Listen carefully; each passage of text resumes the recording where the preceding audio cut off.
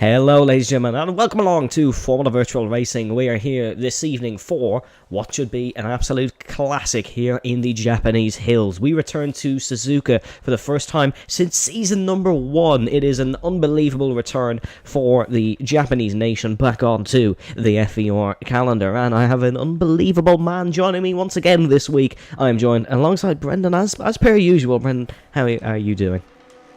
I'm doing very well this evening. We're in for a return to Japan for the first time since season 1. I'm sure a lot of you here probably weren't around back then, so if you do want to mind our season 1, the last time we were here, Benjamin Bulwark won the race. That's how far we've come. Yeah, Benjamin has came and gone really in the league racing community.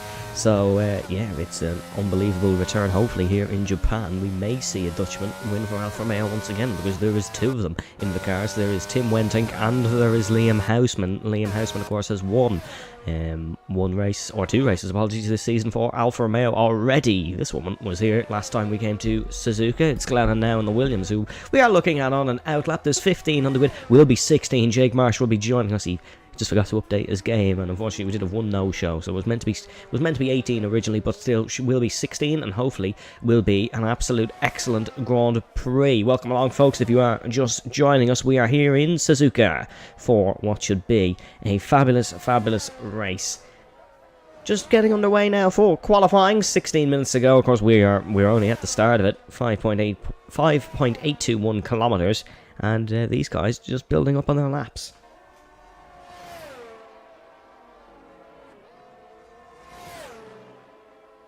So we have Tim Houseman, who probably didn't have quite the form music of the Singapore and USA races in the last race of Spa, but if you look to me, although then again, he's actually said Japan isn't one of the best tracks, but the next of the tracks will be the ones to watch out for.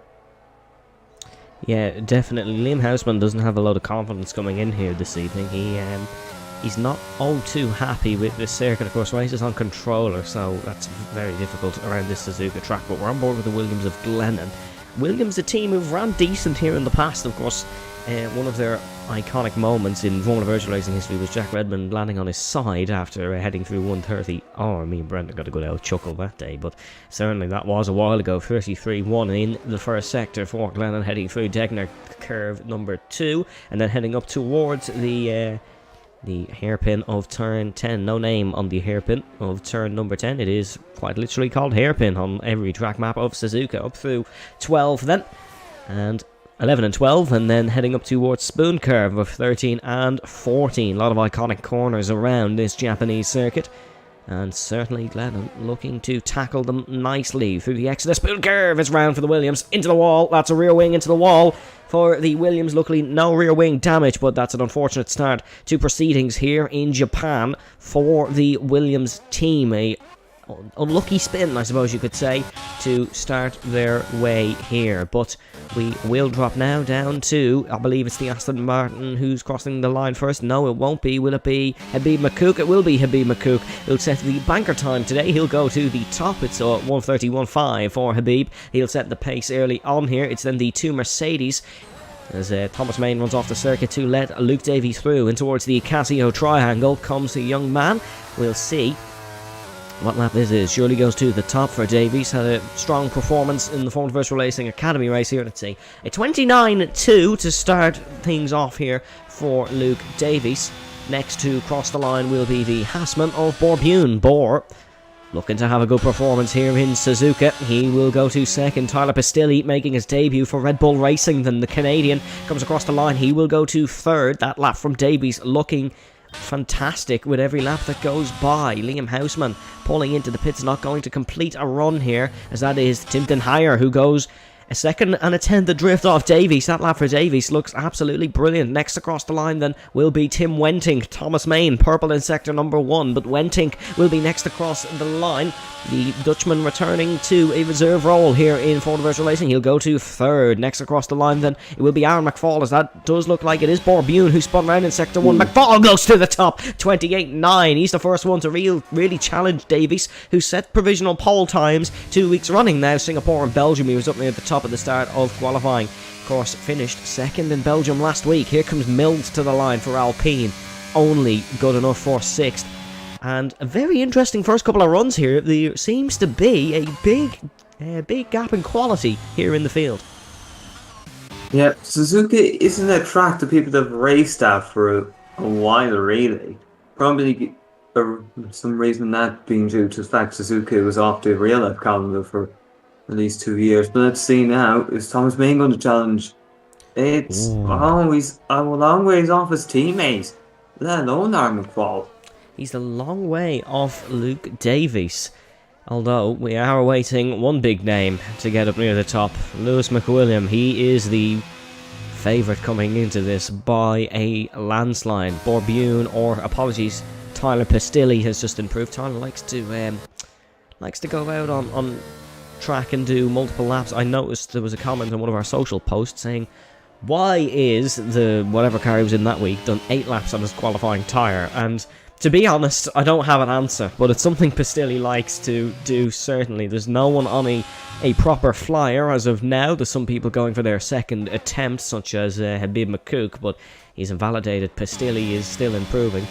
Tyler Pastilli likes to go for more of an IndyCar qualifying, or a GT qualifying maybe. You just do laps upon laps, as the Ferrari of Jake Marsh is here. Jake's had a good season so far, however not racing last week. It's cost him a few points. Yeah, it has cost him a little bit too. Juan Hernandez in their teammate battles. Hernandez was able to pick up as well.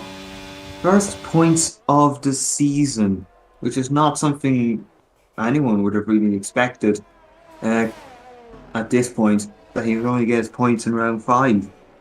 But he's not their results enough to put him up to 12th in the championship, so people are looking for onwards and upwards from this point.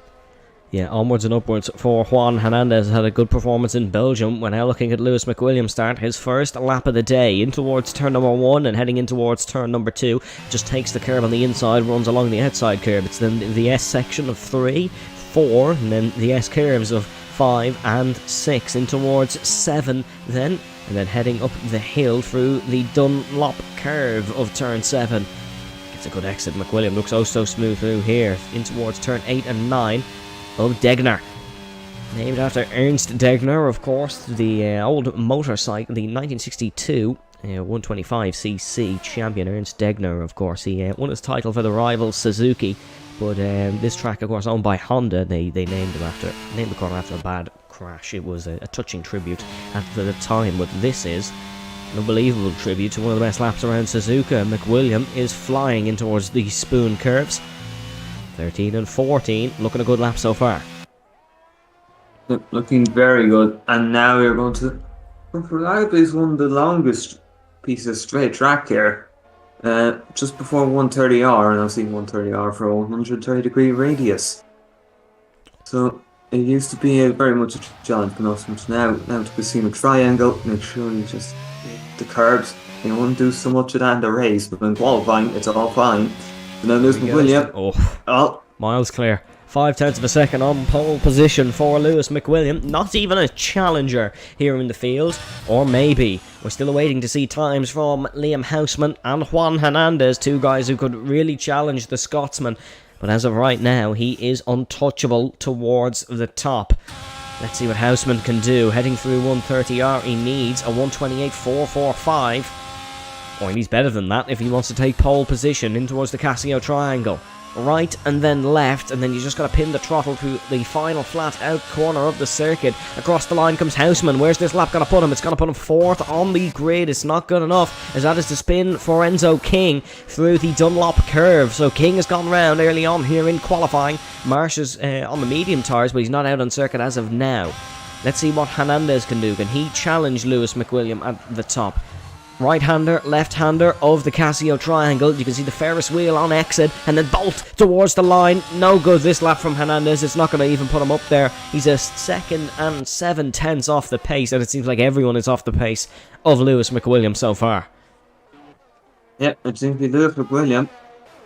A bit of a desert of a gap. The man McFall, a slightly smaller desert of a gap. Luke Davies, and the desert of a gap. Liam Houseman. Yeah, it's a very close midfield fight. You have Tim Denhire. See what Davies can do. Can he challenge the Scotsman? Might get a bit of a toe off the Aston Martin in front, believe that is the Aston Martin of Enzo King. Davies improving by 0.3 of a second. It would put him up there with McFall. Wouldn't necessarily put him up with McWilliam, but we'll see if there's time to gain into the Casio triangle. Car moving a little bit under braking. Not necessarily the best sign if you're a setup builder. There's an Alpha Tower taking an interesting line into the pits. But here comes Davies then. He improves by 0.3 of a second. Oh, just shy of Aaron McFall. It's oh so close to the man in second place. Yep, a little bit closer there, but it seems like Aaron McFall is doing a very good job here today in qualifying. He seems to like this Japan circuit, so if he can get good result here, it would be a nice thing for him. And for the apologies then. And for the AlphaTauri team as well, as they haven't had the best of form ever since season 3, really. Yeah, season 3, of course, was not Jack Redmond, Lucas Faust season, where they picked up a 1-2, they picked up multiple wins, and ever since then have not really looked like challenging for a Formula Virtual Racing title. Of course, it's been a very Legend Rosenberg, Lewis McWilliam dominated era here in FVR, and this seems to be the real first season where somebody could challenge that. And speaking of AlphaTauri, they now have a car out of qualifying. That is Habib Makouk, who is out of qualifying. He's crashed just on the exit of turn number 11, I believe. We should see the car here. There it is on the left-hand side, very close to where Carlos Sainz went off in Formula 1, but that's Habib Makouk out of qualifying in the early stages. So unfortunate that one for the Lebanese man. Now looking at Thomas Main heading through Spoon Curve. He's just past that crash site. We'll see, can the Belgium maybe just put his Mercedes up towards his teammate, up towards the Red Bull of Lewis McWilliam. Of course, it was an awful race for Thomas Main in Belgium.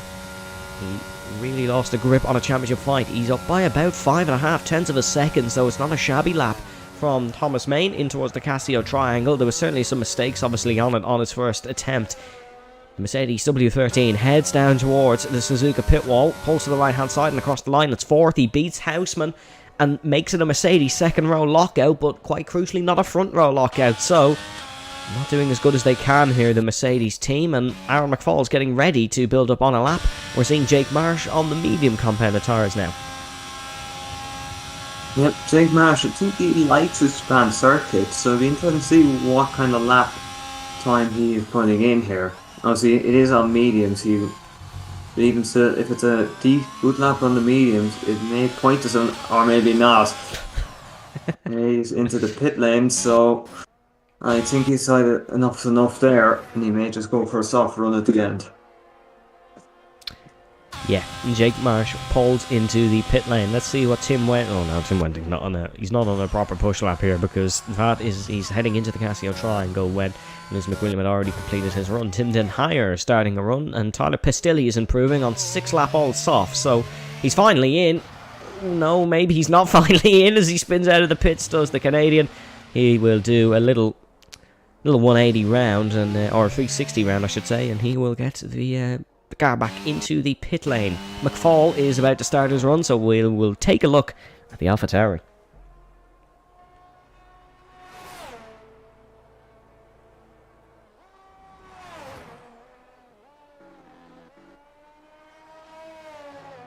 Decent through 1 and 2 is McFall. Let's see what he is like.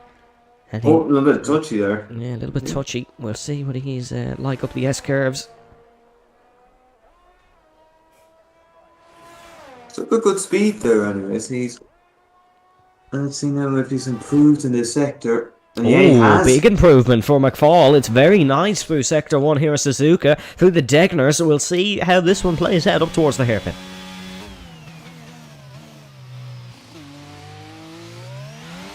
Being to second there is a, well, in my opinion, it is a bit of an odd choice, but I have seen him Wenting actually drop the first there, so there are some people that really want to turn in for that kind of corner. And they see boom curve. Or just, All round! Round goes McFall. Very nice spin, but Aaron McFall, he was on a very good run there. He can get back to the pits, get a fresh set of boots on, and get back out on the circuit. So we'll wait and see how this one plays out for McFall, but that's unfortunate for the AlphaTauri because that was not a bad lap, Brendan. Yeah, it was not a bad lap. And now it puts things under a little bit of pressure. Because these tyres may well have had a bit. And he's just caught about 5 different corners there, so I'm not sure. Aaron. Oh, I didn't get it on the stream, but Aaron, you're not allowed to do that. And that was in the steward's notes as well. Well, I have that on my perspective, so that's being saved. Do we, I wonder, do we snitch on Aaron or not? To be fair, Brendan is head steward as well, so I don't think he's going to get away with this one, is he? Yeah, I've seen that in plain sight, and I can't really let it go. Yeah, but so... either way... Oh, sorry. Either way, Aaron McFall's still under a bit of pressure here. He's going to have to get out on time. Yeah, he is. He's only entering the garage now. He needs to get out within the next 30 seconds if he wants to stand a chance of getting a proper outlap in. Well, McWilliam is building up to start what could be his final qualifying lap of the day. Only one lap for, or what will be his final qualifying lap of the day, apologies. Only one lap for Lewis McWilliam. It's good enough to be 5/10 on pole position, and Lewis has been very, very good on his final qualifying runs as of late. Heading down in towards turn number 1, the Red Bullman is looking to produce a beautiful qualifying lap here around Suzuka. Excellent through 1 and 2, in towards 3 and in towards 4. This car's on rails up the hill here in Suzuka. Lewis absolutely flying round in towards the Dunlop curve, which is this uphill left, one of the trickier corners on the circuit. Oh, this is excellent from Lewis McWilliam. He's producing quite a beautiful qualifying lap in towards the Degner curves. It's a 10th and a bit improvement for the Scotsman under the Fly Emirates Bridge, and that's 130R, the run down to it just above. Now heading in towards the hairpin, a corner which the only corner he really struggles with on the circuit, but McWilliam nails it this time. This is surely going to be a huge improvement for the Scotsman. This is just beautiful. Singapore, he produced a lap of the gods. Belgium was quite nippy, was quite quick as well. His final qualifying run put him right up there. There was no pole position in Belgium. That was taken by Avesta Badi. He's certainly going to be on pole position here. If there's no mistakes on this lap, this is fantastic. He's pushing the limits all the way and heading through the fastest corner on the circuit. 130R, improvement of 2.5 tenths of a second. It would put him on pole position by about 8 tenths of a second. Heading through the Casio triangle, cut a bit of the inside. There was an improvement. That's Jake Marsh who's gone to 5th. Jake's pulled it out of the bag in the dying seconds. Here comes the Scotsman. That was just purely sensational, and by almost 7 tenths of a second, Lewis McWilliams on pole. Aaron has not made the line here, Brendan, quite crucially. Luke Davies is improving by enough to take second off McFall and start on the front row of the grid. Aaron's not got round. What can Davies do? There's an Williams in front of him, I believe. That's a Williams in front, so Davies just has to be careful and hope he's not held up. But here comes Luke Davies to the line. It will be second place for the young man. Thomas Main is not improving. Neither is Liam House when he's in the pits. Tim Wenting marginally improving. What about Juan Hernandez? He's not really improving either. Next across the line will be the Alpine of Seb Mills. He'll go to 11th position. Adrian Taisha, no lap on the board yet from the man who picked up P5. Tied his best ever result last week. What about qualifying here in Suzuka? Taisha across the line will only be 11th for Adrian. What about Thomas Main? He will start 5th. No improvement on his final run. Tim Wenting's off. No improvement for Wenting either. What about Juan Hernandez? Where can he put his Scuderia Ferrari? Runs along the wall. Will be 6th position for Juan Hernandez. Not the worst end to qualifying. Enzo King will go 9th. And I think that may be all for improvements. No, Borbune is 0.8 of a second up here on his lap. Borbune goes to 7th in the top 10. What about Tyler Pistilli, the second Canadian? There's a 1.7 second improvement for Pistilli. This could be a huge lap if he pulls it across the line. It's a front row lockout for Red Bull. What an end to qualifying for Tyler Pistilli. He goes to 2nd position. Where has that come from? Clearly, his strategy may have worked because, obviously, getting a bit of a rhythm of Japan is crucial, especially in Sector 1. So, he may have been looked upon as a madman, but clearly there was method to it. My goodness me. Tyler Pistilli has pulled that one from absolutely nowhere. Front row lockout for Red Bull Racing. It's then Davies in 3rd, McFall 4th, and Main in 5th. An excellent top 5, but no one really challenging Lewis McWilliam. I have to say the gap wasn't as large because Davies and Pistilli did get under it, but no one else really improving. And that, ladies and gentlemen, is qualifying for the Japanese Grand Prix. An absolute excellent end there for Pistilli, the Canadian. Flying, but it is a front row lockout for Red Bull Racing at a track which they are very associated with. Of course, we're powered by Honda, still associated with Honda, but Lewis McWilliam on provisional pole, or on pole position, not on provisional pole position, he's on pole position. It's then Tyler Pistilli in 2nd, Luke Davies 3rd, Aaron McFall 4th, Thomas Main in 5th, Jake Marsh 6th, Juan Hernandez 7th, Borbune in 8th, Liam Houseman 9th, Tim Wenting 10th, Enzo King in 11th. It's then Tim Den Heyer in 12th on debut for Aston Martin. Adrian Taisha in a 13th, Seb Mills 14th, Habib McCook in 15th, and then Glennon in 16th, not getting a proper run in. Ladies and gentlemen, we will be back in a couple of moments.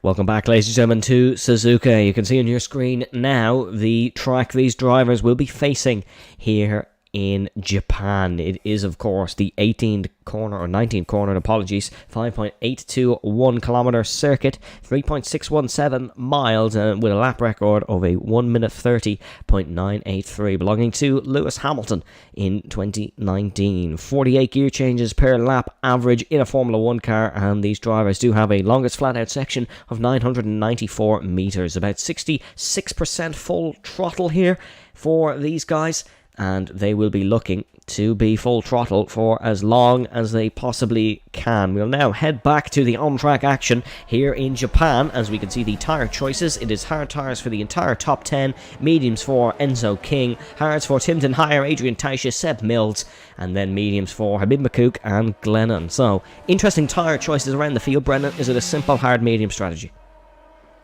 If there was no safety guard, well, yes. By the way, do expect lap times to be getting faster and faster in these hard tyres. They have very much got the durability for pace. Oh, well, like, looks at the wall in this quality in that, or formation lap. So, it's not good from Davies. That's not a confidence booster for him.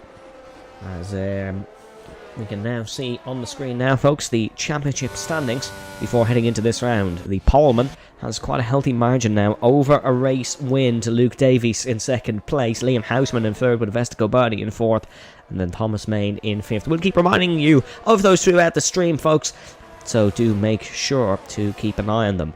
But Brendan, I haven't asked you this in a while, actually. Because we've an intro video now, we don't have filler time, so I haven't asked you this in a while. Who do you think's going to win? You asked me last week, didn't you? I'm a bit forgetful, leave me alone. Well, I'm going to have to say Lewis from winning this one. I was right about Vesta last week. It was his time to win, because he's not here this week. he can't challenge Lewis McWilliams. It seems like nobody else can really do that. Even his own teammates is having a bit of a struggle against him. So I would say, is this Lewis McWilliams' race to lose? Yeah, I would wholeheartedly agree with that. Of course, if you want to watch more fabulous Formula Virtual Racing action live every Friday, you can tune in to Formula Virtual Racing Academy live at 20:30 GMT every single Friday that we race, apart from break weeks obviously. But you can tune in to that one. There's a fabulous commentary team and it's being updated as we speak, so make sure to tune in live every Friday. We're coming to the grid then for what should be a fabulous race here in Japan. Hopefully we don't get what it is expected to be. Glennon for Williams just parks it up as Mills. That was a horrendous parking job, Seb. We get ready to go. 4, 5, red lights.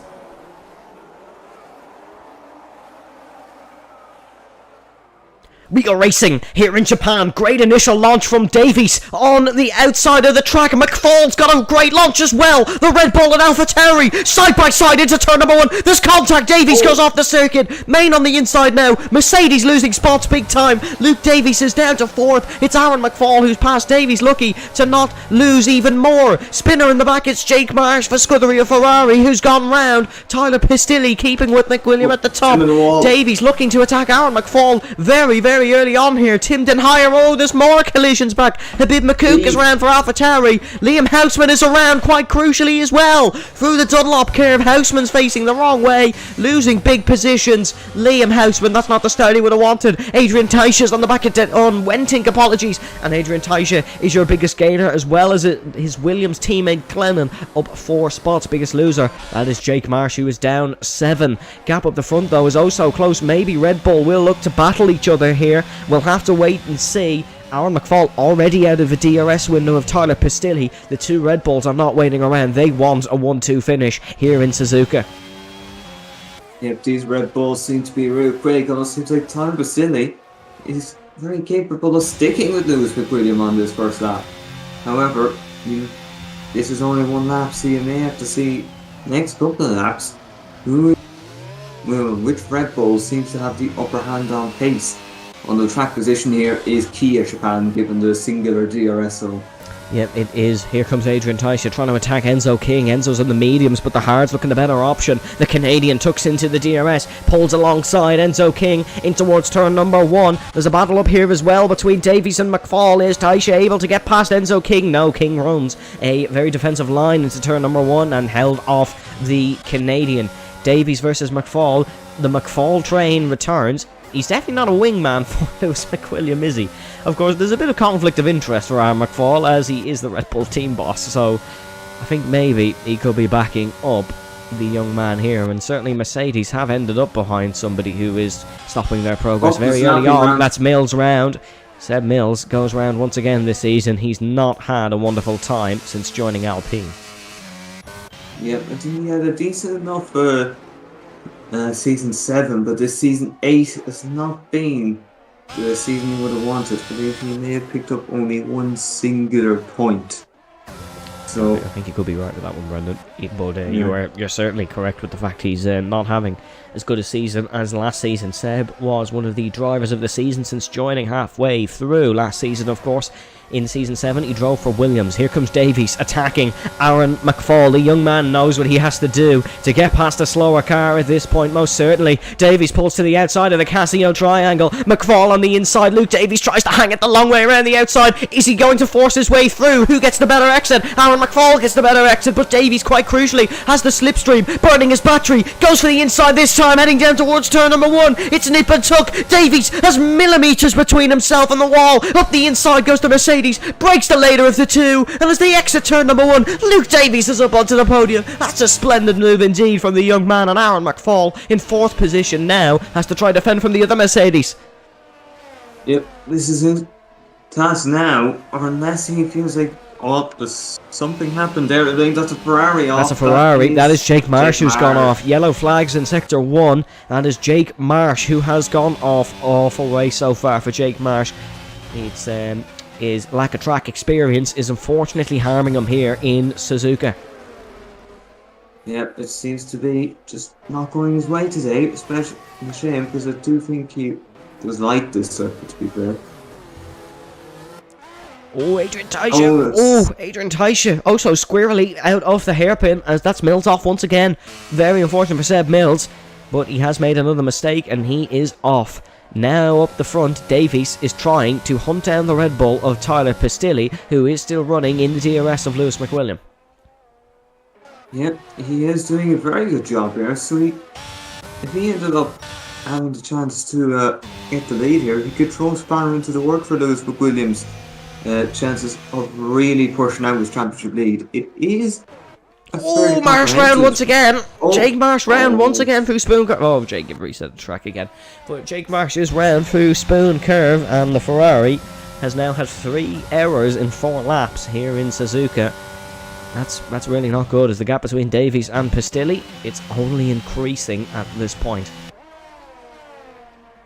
Yeah, it seems like Luke Davies may well be the best of the rest here. Oh, well, best of the non-Red Bulls, per se, because these 2 Red Bulls are very much the class of the field. And you would nearly think it was, well, real life, or even maybe a decade ago, with 2 Red Bulls leading on to Japan. Yeah, as I'd say Tyler Pistilli's performing really well. Yellow flag, that's Habib Makouk who's gone round, heading through the S-curves. That's unfortunate for Habib, as he's missed another spin. Yeah. It's a very difficult track, Suzuka, and we can see that being proven because there's a lot of early mistakes here in the opening 4 laps. I think Aaron McFall, he's been dropping out of the Luke Davies 1 second window or so. And they're all falling way behind the 2 Red Bulls. Kyle Albert, hello Kyle, in the stream chat saying, is Tyler Pistilli the superior Tyler in FVR now? Maybe. As Kyle, we do appreciate your support in the stream once again. Lewis McWilliams, that's the new fastest lap of the race, but still not stretching his legs in leaps and bounds ahead of Tyler Pistilli. However, I have a feeling Pistilli is just going to be a wingman here today, because there's no intent of passing the Scotsman. Whether he even has the resources to pass is actually the other question. Yeah, because McWilliam is now starting to go. It's a bit of a wobble for Pistilli heading up the Dunlop curve. McWilliam is just the superior driver here in this grid.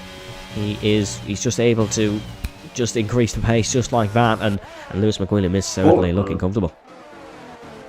I think you went a little off-roading there nearly. Just noticed someone has gone off-roading. That's Tim Wenting who's gone off-roading, and he's in the gravel in the background. Tim has lost 2 positions. He's lost 3 positions now. He's lost positions to Hernandez, King and Taisha. Alfa Romeo, could this be the race their season's decided, because they are currently only scoring a singular point. Yeah, well, if we see there, they are third at the moment, but you're going to be falling away off the Mercedes and Red Bulls. Especially the Red Bulls, of course, pick up pretty much maximum points today, based on their positions right now. And you can only see their gap further increasing, 3.8. Unless Captain V was having first retirement here in Japan. It belongs to one of the AlphaTauris. It is Habib Makouk, who has retired. McWilliam now has the DRS gap over Tyler Pistilli, and this could be the end of that battle for the win, because McWilliam is most likely just to head off into the distance. King has just passed his old teammate Juan Hernandez. Enzo King now is through for Aston Martin. Aston Martin not having too bad a race here with King in 7th. However, Den Hire not performing so well on his debut. King has had an awful run out of the corner. And what's happening, Enzo King? That car's going slowly. What did he just have to let Hernandez through maybe for an illegal overtake? Would that have been the issue there, as Wentink all over the back of Taisha? I'm not sure. It can be a thing with Japan for the first turn or two, just to go off a bit. And maybe then if you pass off track, you'd have to give it back up. But even then, I don't think that's going to happen, so I just don't know.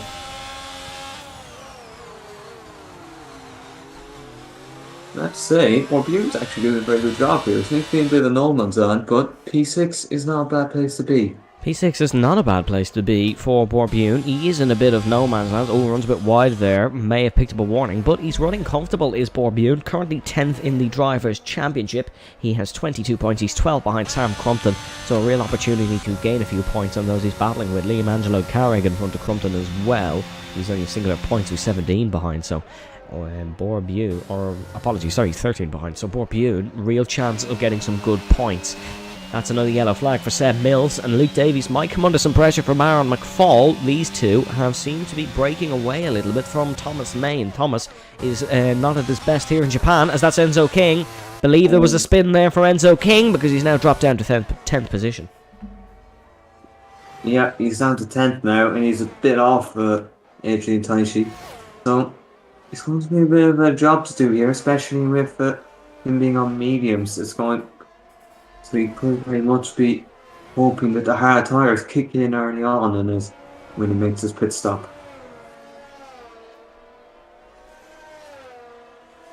Yeah. We are yet to really see any drama here in Japan. It's certainly not the most exciting race we've had this season, and it's certainly not the most exciting race we will see this season, because Lewis McWilliam now with a healthy 1.7 second margin over teammate Tyler Pistilli. Red Bull are looking comfortable here for a 1-2, surely. Surely there's no question about it at this point. You would say that. However, anything can happen in FVR, and it usually does. It might just take a singular safety car to change things, but even still though, it looks fairly good for Lewis McWilliam. He can nearly back him in most situations here to get the win, even if it goes against him. Yeah, possibly. McFall just gaining a little bit on Luke Davies.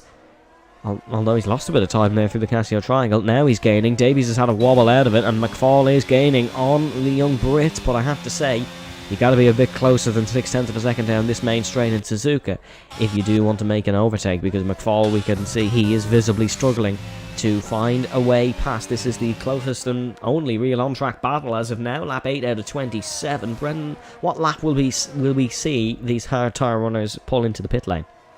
Probably around lap 15 to lap 17, I'd say, for the medium tyre. Maybe if some people want to take a soft tyre gamble, they'll go on to like lap 20. But I don't think anyone's going to really do that. Especially if it's just going to remain the way it is right now with no safety cars. Yeah, if it remains the way it is right now, these drivers may fall asleep come the end of the race, but we may actually, Brendan, see some rain. It's looking very, very dull over this Suzuka circuit. Wonder, is that why so many went for the hards? It was because they were expecting some rain. Well, I may have to just check that one out, just to be certain. Because if it is, that throws the whole race into disarray. Because you don't know what could happen then if the rain. Somebody could make the stop at the right time.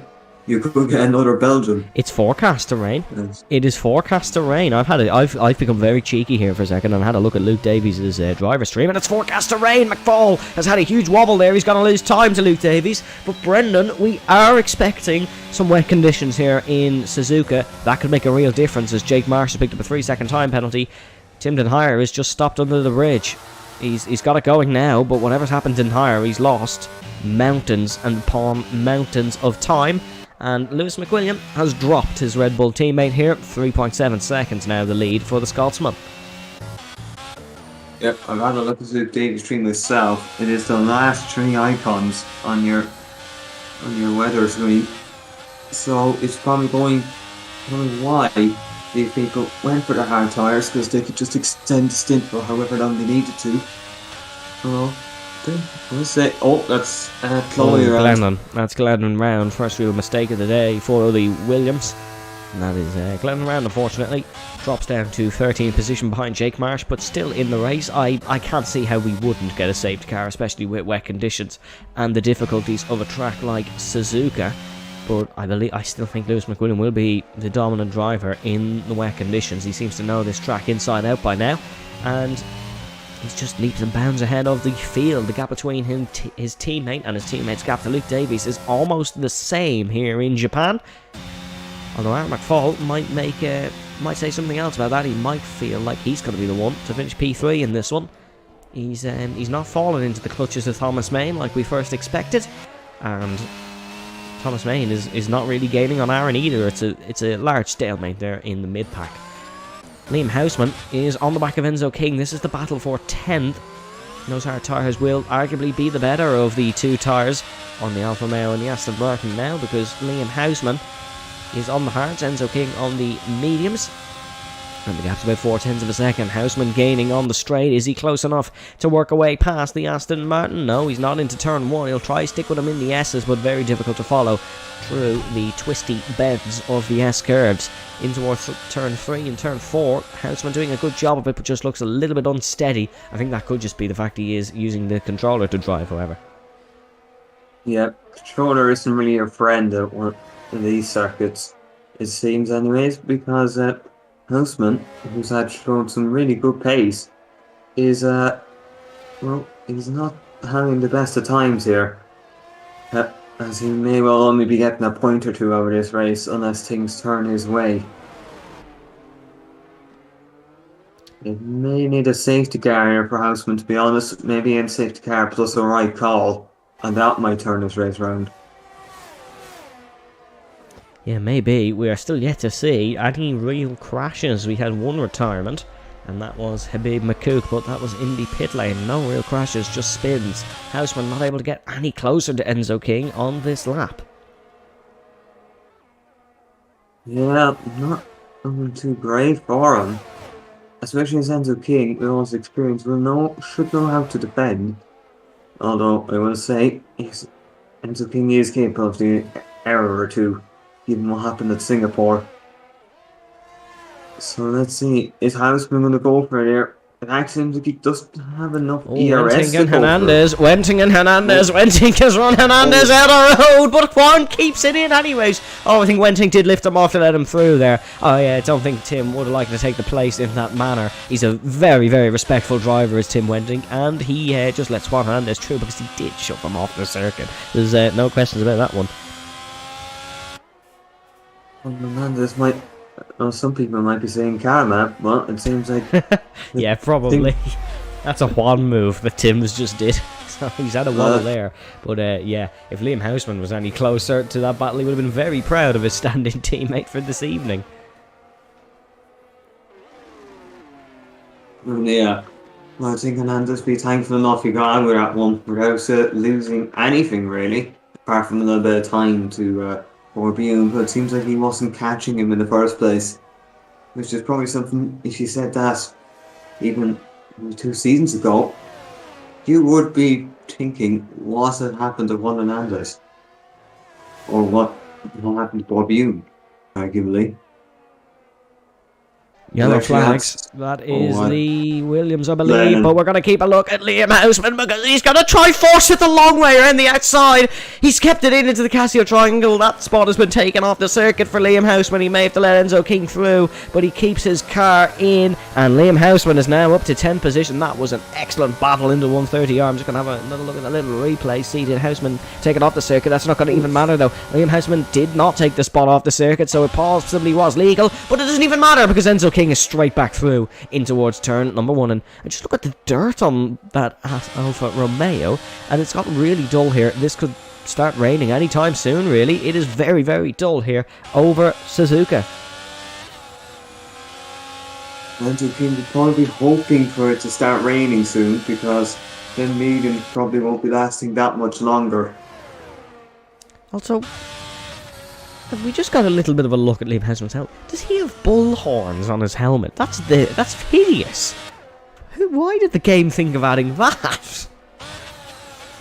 We're not gonna get the camera back, but if you look close, yeah, he's bull horns on his helmet. Not too sure that's FIA road safety legal, but well, anyways, that's enough of walking about helmets. I mean, Red Bull and Liverpool Bulls on their helmet. Yeah, I don't see anything about that, to be fair. Oh, I've almost seen Liam Houseman go for a spin. Oh. That's a huge wobble. We've almost seen Liam Houseman go for another spin as well. That's a big loss of time for Liam Houseman through Spoon Curve. He's had multiple wobbles. And now he does have to be careful. Wenting is on the back of Juan Hernandez. It's Ferrari power versus a Ferrari. Juan's got a much better exit though, so he's definitely going to stay in front here. Down the main straight it doesn't look too dull, but certainly in the other parts of the circuit it's looking like it could rain any moment. That's a yellow flag. That is not the race leader, that is Glennon, who has spun through the Dunlop curve. I think she's going to get. Let's see the car behind. I think.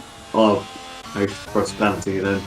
I think it's Lewis McWilliam behind her, so. No, that's Pastilli. That's Tyler Pastilli. Oh. So Glennon is a lap down already here in Suzuka. That's unfortunate. The other Williams, Adrian Teiche, currently in 9th, in a bit of a world of his own. He does have this battle of King and Houseman behind him, but Teiche is 4 seconds adrift of Wenting, 2.5 seconds adrift, or ahead, apologies, of King and Houseman. And I have to say Enzo King is becoming a little bit of a bus in front of Houseman. Houseman's going to have to make a bit of a ball move here. He's gone for the inside, but King didn't move. And now he's tapped the back of the Aston Martin. Or he's gone for the up and under. And now Liam Houseman's on the outside, heading through the flat right-hander. Still side by side through here. Liam Houseman's got the spot eventually. That's an excellent move. Apart from that little bit of a tap in the braking zone, he just seemed to anticipate that Enzo would take the racing line, but Enzo didn't. Enzo took the defensive line, and they just had a little bit of a nudge, but didn't really affect either of them. And Liam Houseman is up into the points here in Formula Virtual Racing. Tim Wenting, though, is attacking Juan Hernandez. Is there going to be a dive into the Casino Triangle? It is not for Wenting. He will have to sit behind the Ferrari. Might get him down the straight. Juan has been much better out of that final corner, turn 17, or penultimate corner, apologies. Here comes Tim Wenting then on Juan Hernandez. Inside or outside? It's going to be the outside for Wenting. He's going to try the long way around the outside of Juan Hernandez into the braking zone. He does go a long way around the outside of Juan Hernandez. Excellent move for the Dutchman. And Alfa Romeo have had a great lap there, because now they are up to 7th and 10th from 8th and 11th in the space of a few corners. Enzo tried to get back at him, Houseman, but it didn't work that time. So Enzo's going to just have to save up a bit of ERS here, because he does have a little bit to work with. But this is implying that he can stay with Houseman through the rest of this tracks. So that's looking all too difficult for him at the moment. He's not really. Oh, yellow flag, Borbune. That's Borbune who's gone off. He's lost a bit of time, but I think he's okay. I don't think there's any. I don't think there's any damage or anything on board for Borbune. No, looks all good from a visual perspective. I think Bor is okay. I might have seen a raindrop there. There is raindrops. Rain, there is rain here in Japan. That is definitely some rain through Spoon Curve as we look on board Juan Hernandez. Look at his halo. There is rain going on board Juan Hernandez. Let's see then when the intermediates might come into play. We usually have wet races here in Japan. Of course, it's tsunami season in real life when the rain does hit Hernandez. Oh, so close to Wenting. Thomas Main's gone for a very early pit stop. Bit of a wobble from Wenting. Neither of these go in. Hernandez is going to try the long way around the outside. Tim Wenting. Wenting with a beautiful move on the long way around the outside. But it didn't work this time for Hernandez. He's going to try do what Wenting did on the last lap. Side by side into turn number 1. Juan Hernandez, has he just pulled off the same beauty of a move? He's not. And now side by side heading in toward the S curves. In towards 3. In towards 4. These two veterans of sim racing. Still side by side. Hernandez keeps the car in. Hernandez was never going to back out, but Juan Hernandez gets the position. Wenting gets all wobbly, gets all squirrely on the exit. That is some fantastic battling between these two. Their experience really showed through there. Did not make contact. As clean as ever. Let's just see Thomas Main here. I think he's catching. DRS disabled. This could be a genius call from Thomas Main. DRS has been disabled. It is wet, and look at Wenting. Wenting has ran very, very wide. Let's keep an eye on the race leader, Lewis McWilliam. He is still looking okay, heading through 130R. Yeah, it's still okay for McWilliam. He might get out in front of Main. Yellow flags. That is Jake Marsh, not Juan Hernandez. That is Jake Marsh. Although Adrian Teiche, is that Teiche around? No, I think it's Glennon again, as that is McWilliam in. There's a lap car of Den Heyer who is in as well in front. Red Bull will go for a double stack. Surely everyone will be pitting for the intermediates this lap. Let's just see where Thomas Main can gain to. Of course, I don't think he'll take the race lead. Certainly King is off. King is stopped at Spoon Curve.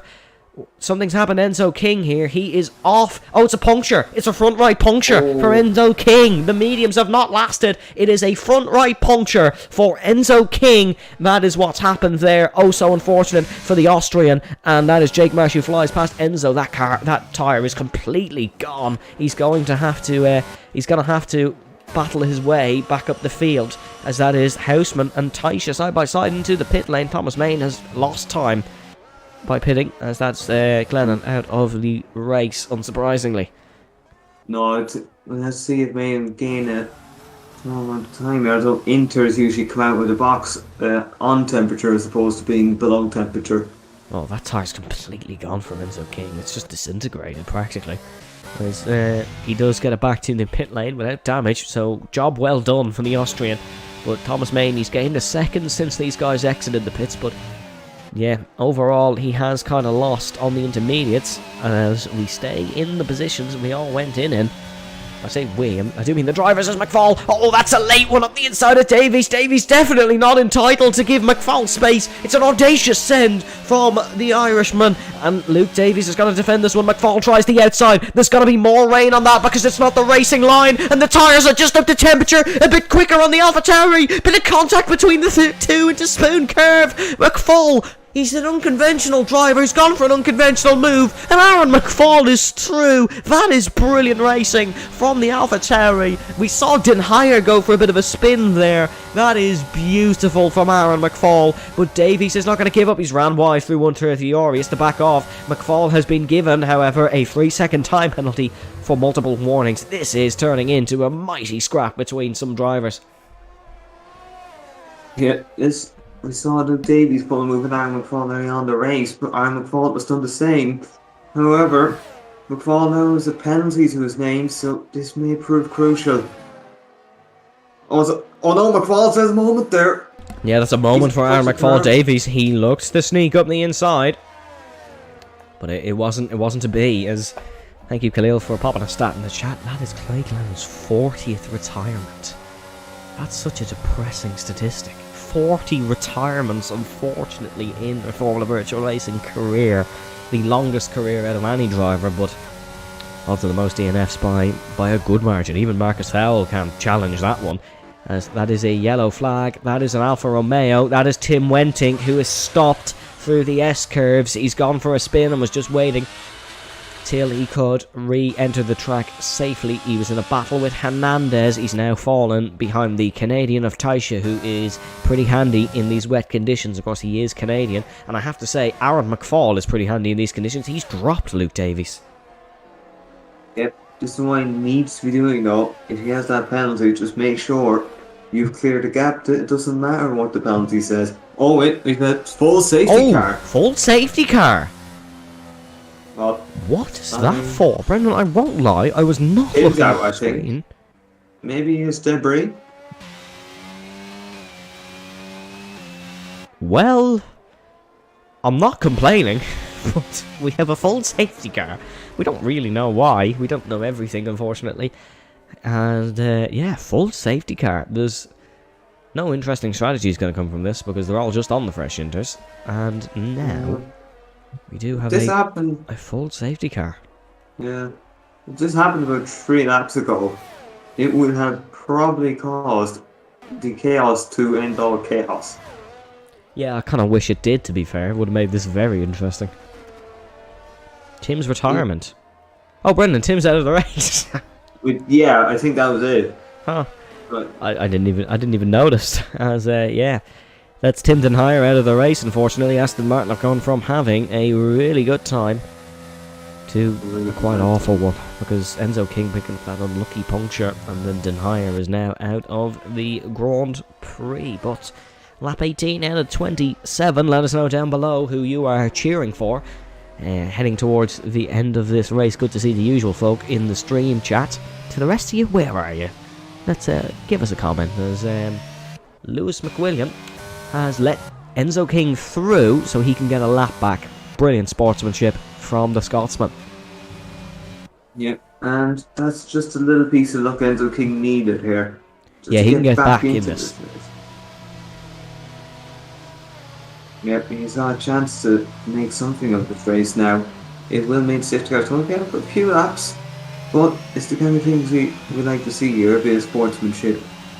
When they're deciding to look, I can let you through here. Like, listen, I don't have to, but I will anyway because I am a good sportsman at the end of the day. As you can see, folks, championship standings on your screen now. Lewis McWilliam with 86, Davies 59, Houseman 58, Gobaldi 55, Thomas Main 43.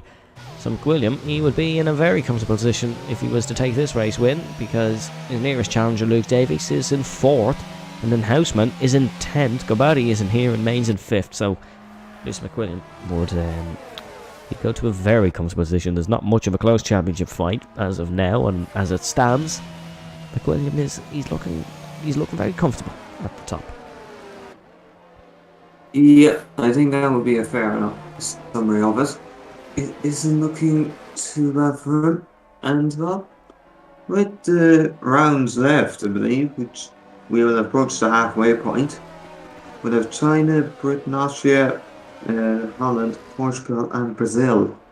So he's got a good lead there for himself, and something he can keep there in use, even if some races go bad for him. Oh, Enzo's out. Mm, Enzo's good. crashed under the safety car through hairpin of turn 10. Oh, Enzo. No, actually, he's pressed the retire button. Why have you done that, Enzo? Enzo obviously fancies another night out on the streets of Vienna, as he's retired from the race. That's unlucky. Well, I'm As not Jake sure is not what you're front wing. celebrating then. Right. What have you done, Jake? We haven't called it, but what have you done? As into the pits goes the Ferrari for a fresh front wing. Jake, it's not been his day today. Yeah. But maybe a bit of luck now, and he will get some good points. The only penalty in the top 10 belongs to Aaron McFall, and then Jake Marsh and Seb Mills both have penalties outside the top 10. 12 runners left here in the Formula Virtual Racing Japanese Grand Prix. If you are enjoying the stream, make sure to check out all of our social channels. We do appreciate your support greatly here on our F1 Championships. Kai Albert has said a night out in Vienna sounds class. Well, yeah, and considering what Jake's done, I'm wondering if he's been on a day out in Leeds. Always be fair. He probably has. He probably has, but nevertheless, no safety car in this lap. We're still waiting on the two Brits of Mills and Marsh to catch up. There is currently only one Englishman in the top 10, and then Kev McWilliam as well. We have a lot of English and Dutch drivers. We have 3 Dutch drivers in the top 10, and we've never had a North American. Oh, Brendan, Luke Davies is into the pit lane for full wets. Okie dokie, we're back to this again. It's the tyre drama. Davies has gone for the full wets, and so has Houseman. Apparently, well, it seems like the children of FVR are very much going for a gamble here. Whether this is going to be a great decision or, well, a terribly childish one, it remains to be seen. I can't lie, Brendan, the track does look like it's full wet conditions, but it also looks like it's about to stop raining, which is very counterintuitive. It's a weird gamble. If it works, then fair enough. But if it doesn't, then I think Luke Davies may have shot his title challenge in the foot. Yeah, if this doesn't work, that's any chance of a championship done for Luke Davies. If this works, I think we have to call him a genius maybe for the rest of the season, because it's an unbelievable gamble. It's a gamble only him and one other has taken, and it's do or die for Luke Davies. He's with the field, he's picking up a solitary point as of now, but if this works out all well for him, it could be 25. I don't know if it is extreme wet conditions in this sector. It does not look it. Sector 1 doesn't look too nice, and with the spray it will be even worse. But I really do not know and could not tell you if this is a good call by Luke Davies or not. Well, if it turns out to be a properly good call, then I'd say it could really spark his a title transform into life, especially as if Lewis McWilliams next up the tracks mightn't be quite the tracks this one is for him. So you might see a chance of something happening. Well then, this race has taken a turn. The safety car is in this lap. Jake Marsh should realistically catch up here. These guys will slow down a bit, heading through the Casio Triangle. The first F1 race here in Suzuka saw Mansell suffer a very heavy qualifying crash, and it ruined him out of the race, which handed the title to his rival. It was a certain F1 driver who we're not going to name for reasons. And Lewis McWilliam, no, will he see this race practically hand him the title? His teammate has almost hit him, and Pistilli is side by side with McWilliam as we go racing here in Japan. The Canadian would love a win here, but McFall to the inside. Crash. What? Thomas Main has crashed. Look at Aaron McFall side by side with Tyler Pistilli, side by side into turn number 1. Thomas Main has had a huge crash. Jake Marsh picking up positions. Borbune got a launch and a half, but Juan Hernandez battles it back. Adrian Teiche on the inside of Tim Wentic. How is Davies? Davies is keeping with the pack here. He's not doing too shabby at all. Aaron McFall is through on Tyler Pistilli. And now McFall is in second. Maybe he could challenge his good friend Lewis McWilliam for the race win. Luke Davies is in the pack here. It could be full wet conditions. He's had a bit of a wobble. Davies is doing everything to hold on. Look at Teiche and look at Wenting battling Wenting round the outside through the Degner curves. That is one of the moves of the season from Tim Wenting. Unbelievable from the Dutchman. McWilliams gone at the front here. Pistilli keeping with McFall. What a dramatic restart. Davies, however, is falling off the pack. I think this was the incorrect call from the young man. I'm just going to make a point here. Taishi may have pulled a move of the season as well into Degner 1. Although there was slight contact with Luke Davies. It seems like Davies, wrong tyre maybe. Maybe yeah. It's not bad. It's not bad, and he's not losing an awful lot of time. Maybe in a lap's time, he will gradually start making his way up the field. Tyler Pistilli is looking to fight with Aaron McFall. Is he able to move into the Casio Triangle? This is Senna-esque from Tyler Pistilli into the Casio Triangle. How has he got that car stopped? Formula 1 cars are not meant to do that. What a move from Pistilli. That's unbelievable. How has he done that? I'd say, well... Low Pistilli wide, McFall through, and he's Hernandez on his inside. The Spaniard is definitely one for taking his chances. This chance does not work out for Juan Hernandez, and Pistilli's lost the spot as quick as he gained it. McWilliams gone up the front. There's no one stopping him today. It's 25 points practically guaranteed for the Scotsman. Well, this battle is one that we are all enjoying. Pistilli and McFall just about holding up everyone and keeping everyone within touching distance. Wobble for Wenting, wobble for McFall. Pistilli is through once again, and Red Bull are 1-2 here in the Japanese Grand Prix. This battle is keeping Davies with the field here. If it does become full wets, Davies will be in good position. I'm not too sure if it will become full wets. Hernandez and Bune. Bune is even getting his elbows out. Poor Bune's a fairly timid driver at the best of times, but he's certainly doing well. McFall defending all over the road from Hernandez into Spoon Curve. Hernandez and McFall side by side. El Villano drives around the outside. There's a massive wobble from Pistilli in front. Hernandez does not get the spot on McFall, just keeps in position. Hernandez is looking for this. He's not going to do it, just like his Spanish counterpart once did on Michael Schumacher. Hernandez will attempt it on McFall. No, he won't. He's backed out. I'm very disappointed that he's backed out, but he has backed out. Is Bune going to look up the inside, maybe into the Casio Triangle? Hernandez is going to try what Pistilli tried, but it's a bit more forceful. Up the inside, McFall runs wide. Hernandez runs wide. There's no avenue through for Bune, but he's now found a way through. It's still a cul-de-sac in front of him, but Bune is up the inside of McFall. Is he going to try and get past Hernandez as well? This is an unbelievable fight into turn number 1. McFall on the outside. Bune's been tapped left, right and centre. The virtual safety car is deployed, and I think maybe that was deployed just so I could get my breath back. What a scrap. I wasn't sure. Hernandez backed off, and he may well have pulled the ultimate trick on Aaron McFall, because, well, he then immediately went for it, just started the vape, just tapped the brake enough to get on the inside there, and make the pass. Even if it was a bit of contact, he has it done, I suppose. So he is now up to third. Although I think guessing Tyler Bastilli is going to be a bit beyond his reach at this point. I think so. I think Red Bull have confirmed a 1-2. McFall! No way is this car stopping. No way is that AlphaTauri stopping. McFall he's lost it, and now it's Hernandez versus Bune for the podium. Who would have thought that a couple laps ago? McFall is down to 6th. He went for a dive on Hernandez, got a great restart, was on the grass, hit the brakes. Nothing's going to happen. It's wet conditions.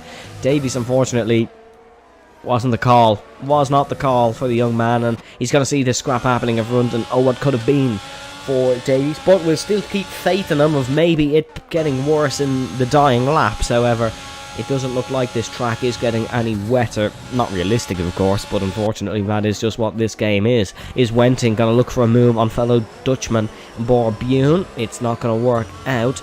Pistilli is looking comfortable in second. Red Bull looking comfortable for a 1-2. Hernandez runs a wide line for the final corner. It used to be a bump in the middle of that road. It used to throw the drivers off. No bump in it now. Taisha looking for it on McFall. Adrian wants another good result. It was P5 in Belgium in wet conditions. No, Adrian! Oh, what a drift! Oh, what a catch from Adrian Taisha. I wonder how it goes if you're in Tokyo. Adrian certainly knows. My goodness me, what a save. And I think that could be some wet weather driving experience up in Canada and in the Quebec region that Adrian Taisha has caught that one. I don't think that was the lyrics to Tokyo Drift, by the way, but when you're on the spot, you can't really remember things.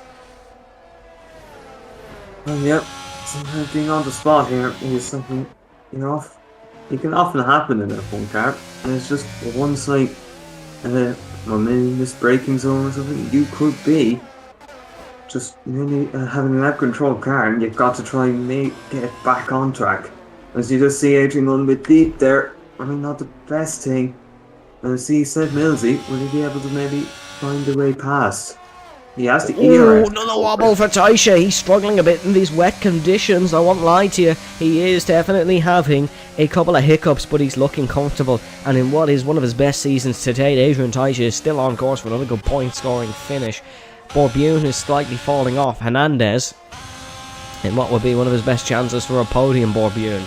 Tim Wentink is 0.2 of a second off Borbune. Is he going to look to go for a move of the inside? Experience of Wentink and Hernandez in the wet is just coming to the forefront in the battle against Borbune. I have to say Pistilli is very comfortable in these wet conditions. Tim Wentink with a bit of a wobble. He has to catch the snap, and the Alfa Romeo just about catches it. That gives Borbune some breathing room.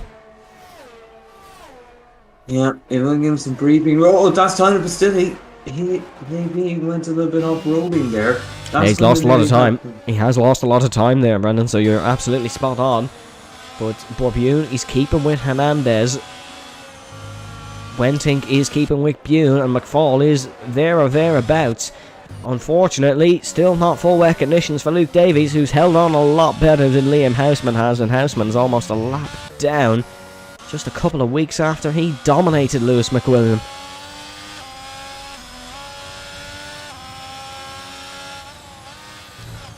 We're on the penultimate lap of the Japanese Grand Prix. What a Japanese Grand Prix it has truly been.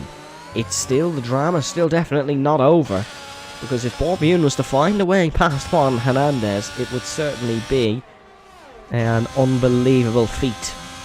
Yellow flags. Seth Mills is out. I think we're too late for a safety car. That's an awful collision. That's a horrible crash for Seb Mills, and we're down to 11. But yeah, Mills is out of the Japanese Grand Prix. Unfortunate, as he was in a point-scoring position. Well, that is Seb Mills, unfortunately, retiring. Yep, so that's his chances of points gone. It does help Luke Davies, I suppose, because he doesn't have he has one less car to try and beat. Borbune just dropping off Hernandez. Hernandez is really close to Tyler Pistilli. This battle for second may not be over. Juan Hernandez he's kicked into another gear. And he's certainly... Pistilli! All over the road. Hernandez is certainly trying to get second position here. It would be a really good result for the Ferrari man, who didn't look like he was going to take it. Yeah, is Fernandez.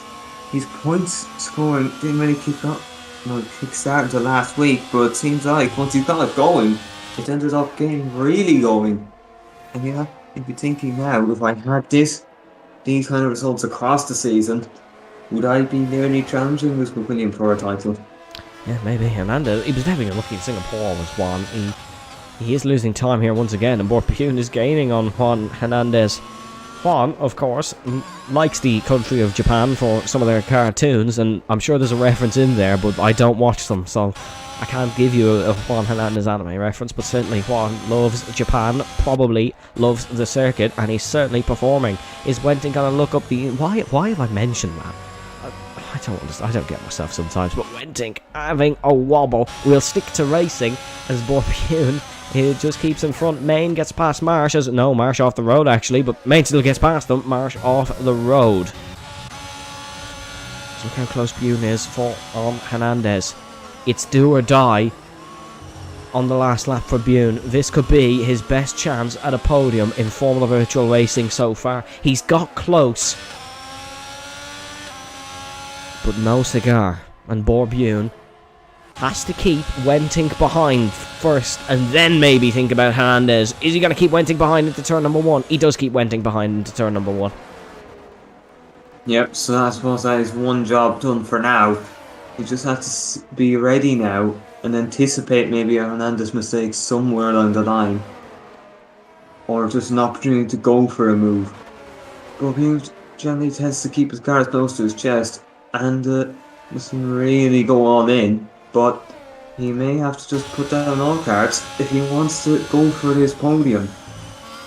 Well, Bune just looking to try and get past. He's really close this time. He's not been this close for a while. Is Hernandez, of course, maybe falling off a little bit? We'll have to wait and see. Bune looking to try. Fish one around the outside of the hairpin. This is really close here on the final lap of the race. Hernandez has just got the run. Bune's going to have to try get the best exit he possibly can through Spoon Curve and then through 130R and try and get on the back of Juan Hernandez and get past him. But it's just looking like it's too much and it's too little too late from Bune because Hernandez has got a great exit and they're gaining on Pistilli once again. Here, Tim Wenting might look for 4th position. Bune's not close enough. Rounding the final corner is Lewis McWilliam. The Scotsman wins the Japanese Grand Prix and now extends his championship lead. But into the braking zone. Hernandez is on the outside of Pistilli. Contact between the two. Off goes Hernandez. Off goes Pistilli. Can Bune find an avenue through? He was in this position before. It's side by side to the line. Pistilli 2nd. Hernandez 3rd. Bune 4th. Wenting 5th. That was oh so close between them. Thomas Maines found a way past Davies, so Davies has gone across the triangle as well. Just look at the gaps between those. That was tight to the line. A photo finish. But it's Pistilli 2nd, Hernandez 3rd, and Bune just couldn't find a way past for 4th. It was so similar to Formula 1 in Suzuka. A Ferrari and a Red Bull battling into the final corner. Yeah, and Ferrari going over the Casio triangle. But in this end, it was more Hernandez trying to attack. And just probably 2-1 wasn't really going there. Well, it seems like Tyler Pistilli was able to do just about enough to keep that 2nd place. And Bune would be thinking, oh, how just one little thing could have went wrong for the pair of them. He would have been on the podium. Oh, what a battle that was. That race, there was no battle for the win, but a big round of applause to Juan Hernandez, Aaron McFall, Bune, Tim Wenting, because my God, and Tyler Pistilli, because my God, they put up a fight. They really gave it everything today, and you have to respect that in motorsport. They gave it absolutely everything to the last corner. And that is just the beauty of racing. You win some, you lose some. Unfortunately for Bune, it wasn't to be his day to get a podium. It will be his day eventually because he's been knocking on that door like a man begging for some food. He wants it. He's hungry for it. And he's going to try and do his best that he can. We're waiting for Liam Houseman, who is doing some donuts. Nothing to celebrate here, Liam. That was a horrendous performance. Oh. Harsh, but probably fair considering the standard performances he's been able to put in this season. Was a bit harsh, wasn't it? I do apologise, Liam. Well, I also said fair because when you consider how well he was able to win the Singapore Grand Prix, he has now just probably went to the others, to the opposite of that feeling because, yep, reversed into the pits and somehow ended up on the line. Oh, well, oh so interesting end to the Japanese Grand Prix.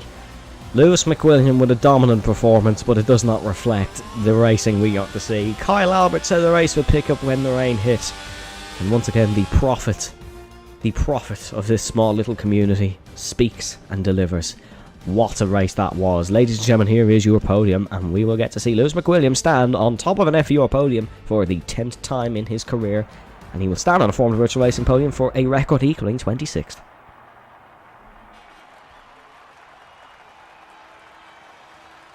Yeah, that is Lewis McWilliam equaling records. Honestly, Adrian Rosenberg has pretty much got a patent on it. Almost every record of winning and podiums. So, yeah, obviously, for wins, that will be something that Lewis McWilliam probably he won't get there. Well, just yet, really. This will only be his 10th win. It would only be his 10th win. Lewis McWilliam, though, does win with a race finishing time of 46 minutes 11 seconds. Tyler Pistilli takes his first Formula Virtual Racing podium in second. I believe he might be the first North American to ever stand on a Formula Virtual Racing podium. Juan Hernandez finishes in third. Borbune fourth. Tim Wenting in fifth. Aaron McFall in sixth. Adrian Taisha in seventh. Thomas Main eighth. Luke Davies ninth. Not the result Mercedes would have wanted. And then Jake Marsh picks up the final point somehow in 10th. Liam Houseman in 11th. Your non-finishers were Seb Mills, Enzo King, Tim Denhire, Roy Glennon, and Habib McCook. We're going to try and we are going to get Lewis McWilliam in for a post-race interview, as he's already joined the interview channel. 1 second, folks, and we will get Lewis McWilliam in. Hello, Lewis, can you hear us? Your microphone is on mute, if you haven't figured it out. Yes, hello. Hello, Lewis. Firstly, congratulations. That was a dominant performance in both dry, wet and qualifying. You won by 12 seconds in the end. Did you feel comfortable for every single lap? Because you certainly looked it. Well, at the start of the race, I was kind of worried about Tyler, maybe first 5 laps. But then I had realised it was going to be wet later on, so I decided I was going to try just get the fastest lap, because I knew everyone was on the same tyres. So I did a quali lap basically on lap 5 or something. And that ended up with me being about 3 seconds ahead, and then just pulled away from there. Past that point, it was quite comfortable until the safety car, and then at the safety car I had the same worries about Tyler, but then managed to pull away again. Do you feel that is you just putting down the statement saying you're the season 8 champion? We have comments saying it's only a matter of time now from Kyle Albert saying since you're crowned champion. Was this race a statement that I'm back, baby, I'm going to be the champion? I hope so.